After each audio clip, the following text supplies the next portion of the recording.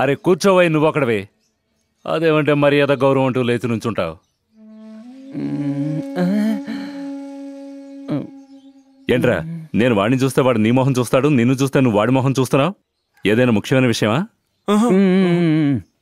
నువ్వేమో అవునంటున్నావు, వాడు కాదంటున్నాడు. ఇద్దరం కలిసి ఏదో ఒక్కటి చెప్పండిరా, వారికి అర్థం కావద్దు.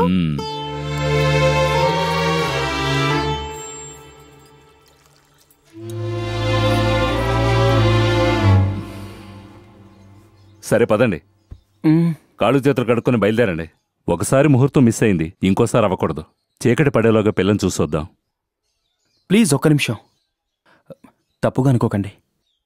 సీనుకి ఇది ఇష్టం లేదు. ఇలా మీరు కోపంగా చూసే ఎవరిని మాట్లాడనివ్వట్లేదు. అదే అందరూ మీ అదుపాజ్ఞలో ఉండాలనుకోవడం మంచిదే. అందుకని వాళ్ల ఇష్టప్రకారం ఉండకూడదండం న్యాయమా? సీను హైదరాబాద్లో పవిత్ర అనే అమ్మాయిని ప్రేమించాడు నాన్న. ఈ విషయం మీకెలా చెప్పాలో తెలియక నన్ను తీసుకొచ్చాడు.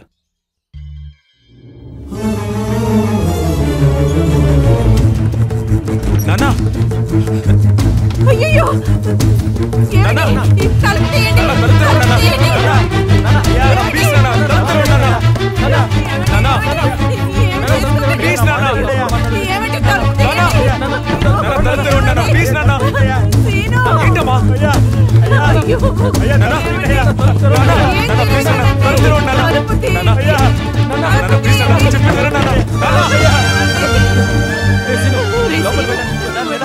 మాట్లాడరా.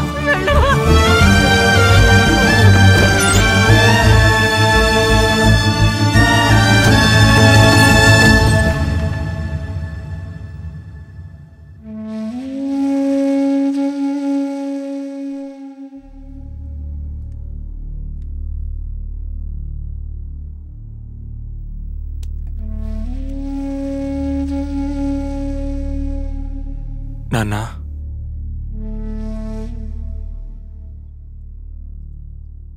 మీ మనసు నొప్పించాలని నేను ఈ పని చేయలేదు. ఆ అమ్మాయిని చూసిన తర్వాత నేను సరిగ్గా భోంచలేకపోయాను, నిద్రపోలేకపోయాను, ఏ పని చేయలేకపోయాను. అంతా అయోమయంగా అనిపించింది, ఎవరికీ చెప్పుకోలేకపోయాను.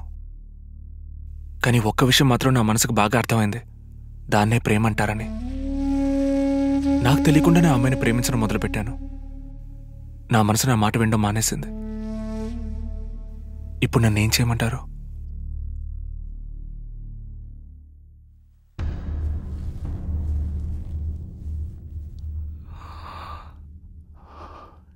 కనీ పెంచి ఆశగా ఎత్తుకుని లాలించి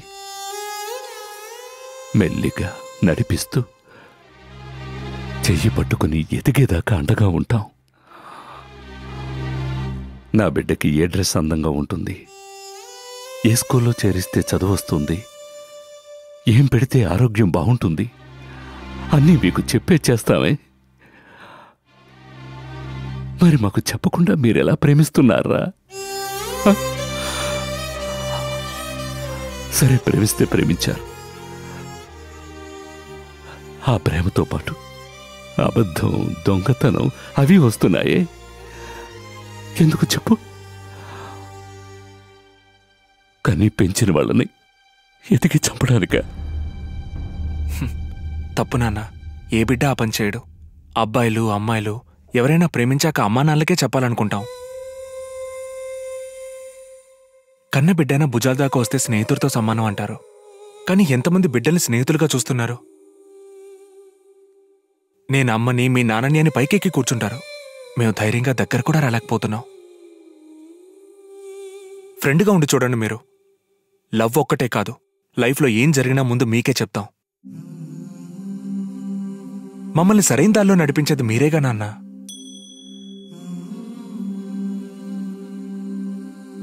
నేను అక్కయ్యకి మళ్ళీ పెళ్లి చేసుకునొచ్చి మీకు చెప్పలేదు. మీ అంగీకారం కోసం వచ్చాను. మీకిష్టం లేకపోతే ఆ పవిత్రని నేను పెళ్లి చేసుకోను నాన్న. ఏముంది, ఏనాటికైనా తన్ని పెళ్లి చేసుకుంటానన్న నమ్మకంతో ఉంటుంది. ఆ నమ్మకాన్ని నేను వమ్ము చేయకూడదు. మీ మనసు మా పెళ్లికి ఎప్పుడు ఒప్పుకుంటుందో అప్పుడే నేను తన్ని పెళ్లి చేసుకుంటాను. అందుకు ఎన్నాళ్ళైనా ఆగుతాం మేము.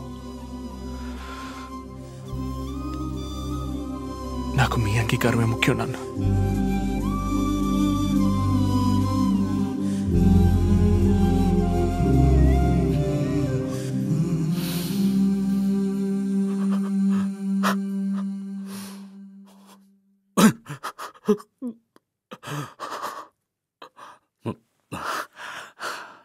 నీకు ఆ అమ్మాయి బాగా నచ్చింది కదా? నీ సంతోషమే నాకు ముఖ్యంరా. కన్న బిడ్డల కోసమేరా తల్లిదండ్రులు బతుకుతోంది. అది మాత్రం అర్థం చేసుకోండి.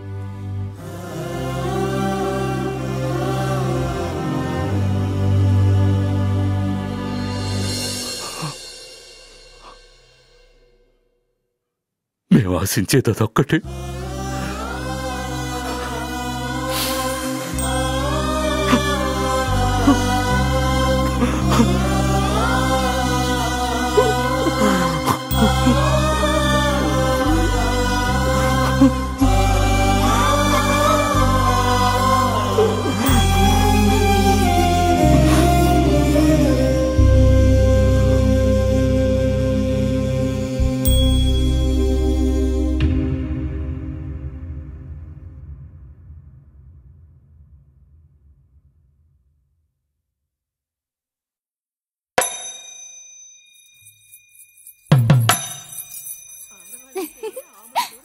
జుట్టు చాలా బాగుంది. ఆ సామాన్లన్నీ ఇచ్చేసావా? అవన్నీ ఇచ్చేసానయ్యా. గుడికి వెళ్ళాలి. ఎండి పళ్ళని తీసుకొచ్చివు.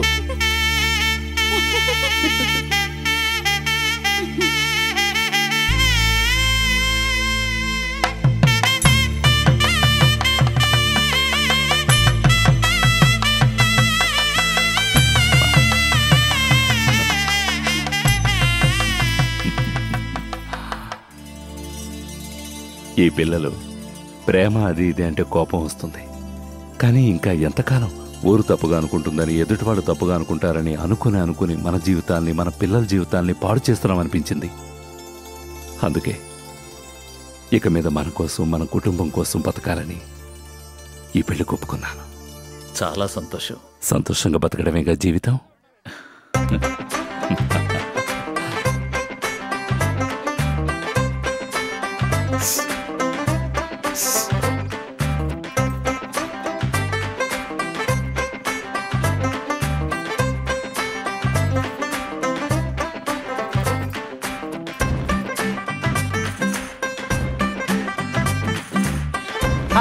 మామ్స్ చేతి ఎరా, నువ్వు నా వెనకాలే తిరుగుతున్నావు. నీకు వేరే పని లేదా?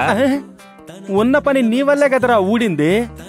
ఏరు దాటాక తెప్ప తగిలిస్తావని తెలిసి కంపార్ట్మెంట్ లా నీ వెనకాలే పడి తిరుగుతున్నాను చూడు.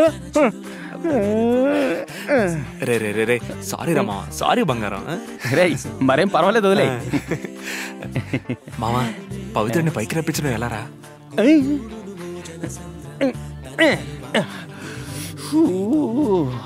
ఇప్పుడు కూడా ఏరు దాటడానికే నన్ను పట్టుకున్నావు. రే సారీ రా మామా. రే రే రే రే మామా మామా రే మామా చెప్పరా. రే ఐడియా చెప్పరా. Phone the.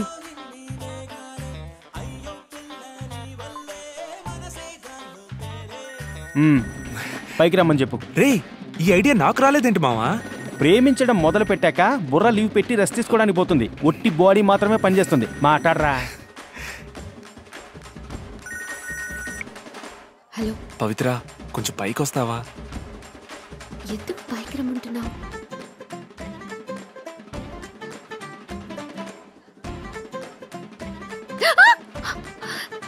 ఏంటి సీను, ఇలా పెద్దవాళ్ళందరూ ఉండగా పిలవచ్చా? నా పెళ్ళాన్ని పిలవడానికి నేనెందుకు భయపడాలి? ఇక మనం ఎవరికి భయపడం తెలుసుగా. రే మావా, తలుపుతారోరా. ఏంట్రా సమ్మెలప్పుడు మూసిన కొట్టులాగా నువ్వు తలుపు తీయవా? రే నువ్వు ఇంకా ఊరికి బయలుదేరలేదా? ఇక్కడుండి ఎందుకురా నన్ను డిస్టర్బ్ చేస్తావు? పోతాన్రా, పోతాను. ఆషాఢ మాసం నీ భార్య పుట్టింటికి వెళ్ళాక నా కోసం వస్తావుగా, అప్పుడు చూపిస్తాన్రా.